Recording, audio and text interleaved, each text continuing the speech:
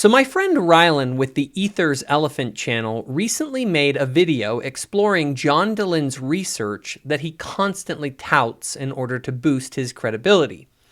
Anyway, if you enjoy this video, go subscribe to the Ethers Elephant channel. Rylan is doing some great work over there, and I'm happy to have him as a contributor on Thoughtful Faith.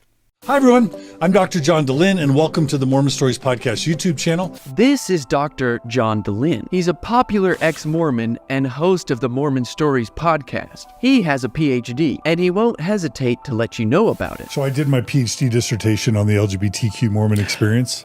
I have a PhD in clinical and counseling psychology, my PhD in 2009. So I have a PhD in clinical and counseling psychology. He also won't hesitate to talk about his published research. I interviewed 1,612 LGBT Mormons and ex-Mormons, and this is based on my published research data. And let me just finish. 1,622 people took the survey. We surveyed over 1,600 LGBT Mormons. But you shouldn't trust what he says about his own research, and in this video, I'll explain why. We will talk about one of his most famous research papers, and I'll show you that not only does it not justify many of his claims, but it's actually full of bad science. In this video, I'll reveal several areas where his research falls flat, and you'll want to stick around to the end where I'll reveal the biggest failure. But first, let's talk about his paper and highlight what it's actually saying. His paper is titled, Sexual Orientation Change Efforts Among Current or Former LDS Church Members, and it aims to understand the effectiveness and harm of sexual orientation change efforts within the Latter-day Saint community. To evaluate this, John created and advertised an online survey and made sure to promote it to both active and inactive members of the Church of Jesus Christ of Latter-day Saints. From his survey, he concludes that sexual orientation change efforts are not only ineffective, but may also be very harmful. I should be clear, in this video, I'm not aiming to criticize Dr. Dehlin. I am going to criticize his public research because in the realm of science, that's fair game. So where does this study go wrong?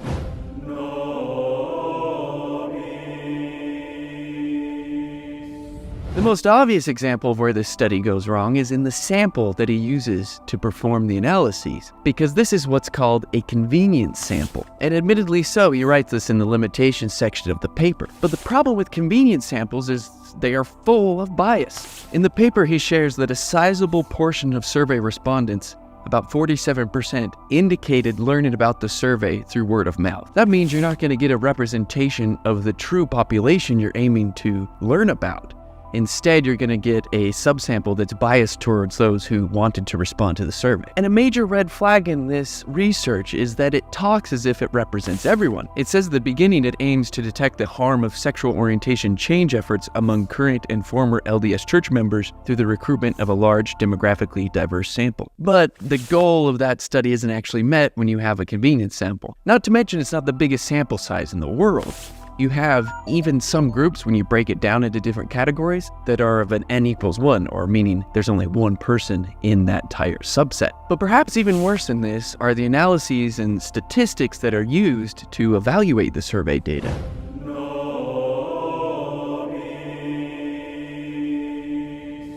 This entire study is using data from a survey, and it performs what are called univariate analyses to determine what's going on with the survey results. And most researchers would be laughed away if they attempted to publish something that's a univariate analysis on survey data, if I'm going to be honest. So some of the univariate methods that are used in this paper are ANOVA and chi-squared testing. And without doing a multivariate analysis, you don't know how those other factors come into play. You can only see one variable at a time. It's just not the most robust way to examine relationships.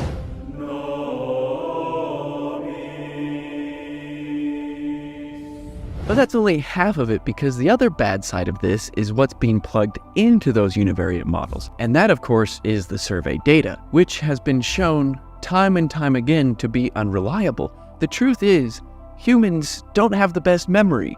And when you're doing a cross-sectional exam, taking a snapshot of what's going on in a moment and relying on people to try and remember what happened in the past, you often get bad results. And every scientist and statistician knows that if you're plugging garbage into a model, you only will get garbage out.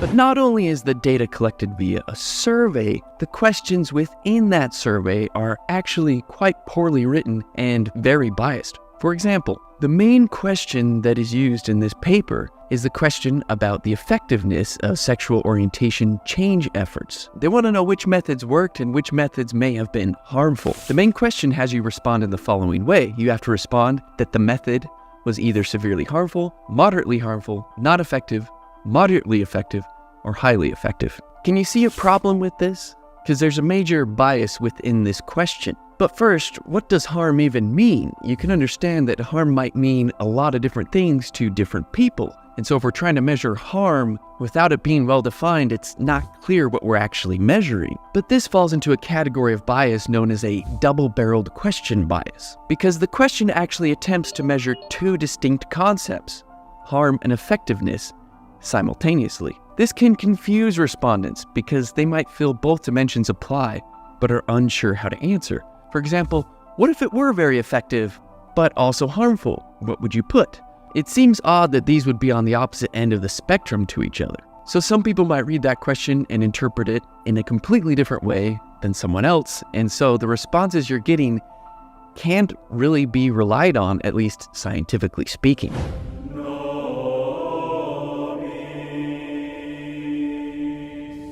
Another area where this paper seems to fall flat is the results selection. In reading the paper, I realized that there was a strong focus on the negative results that were being shared in that results section. In fact, you could even possibly rewrite this entire paper, but with a positive spin using the exact same data, which is evidence that this is probably a pretty weak paper at best. For example, the original paper says SOCE, which is sexual orientation change efforts, are overwhelmingly reported to be either ineffective or damaging by participants. If you were to spin that in a more positive light, you could write SOCE are overwhelmingly reported to not be harmful. And another thing I found interesting is the sexual identity distress score. One of the biggest results they found is that those who participated in sexual orientation change efforts saw more distress in their sexual identity. But when I looked into this a little bit further, a problem quickly arose because the claim in the paper is that those who received efforts to try and change their sexual orientation had a higher level of sexual identity distress. But when you actually look into it, as far as I can tell, the original paper has this scale between 7 and 35. And both groups within this survey that John Dehlin did reported very low distress numbers. In other words, they might be significantly different in their distress, but neither of them are actually that distressed, so it's not as interesting as it's laid out to be in the paper. That's all according to the sources that they cited within the paper. So if you know anything more about this, let me know.